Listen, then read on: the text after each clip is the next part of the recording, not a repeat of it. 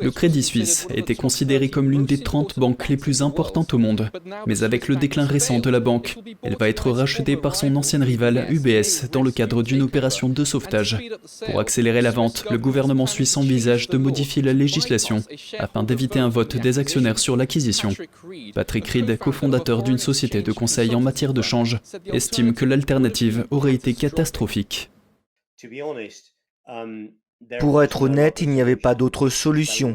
Si on le laissait échouer, les conséquences auraient été catastrophiques, non seulement pour le secteur bancaire suisse, mais aussi pour d'autres pays. N'oublions pas que nous vivons dans une économie mondialisée et que toutes les banques sont interconnectées. UBS rachètera Crédit Suisse pour environ 3 milliards d'euros.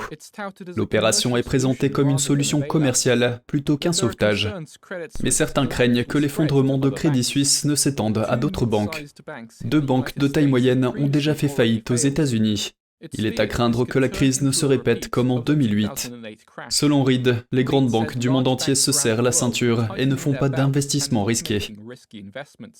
Le problème, c'est qu'en cas de crise, on ne sait pas où se trouve exactement ce qui provoque l'avalanche. Et vous avez vu cette action lors de l'annonce hier.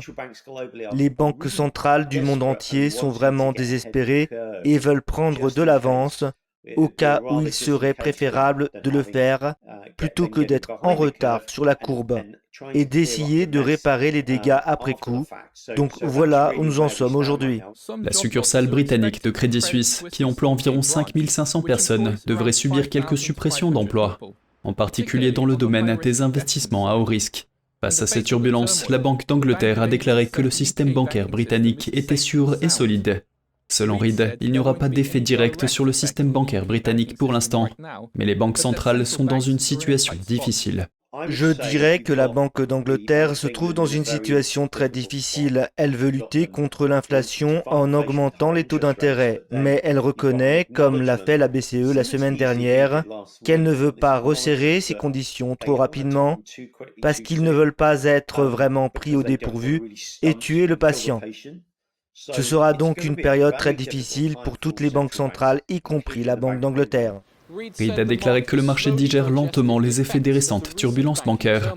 Les actions des banques et les obligations du Trésor ont perdu de leur valeur. En outre, Reed indique qu'il existe des points d'interrogation concernant les petites banques et même certaines grandes banques qui ont connu des problèmes, comme le Crédit Suisse. Cela signifie que cette année pourrait apporter beaucoup de volatilité. Malcolm Hudson, NT d'actualité, Londres.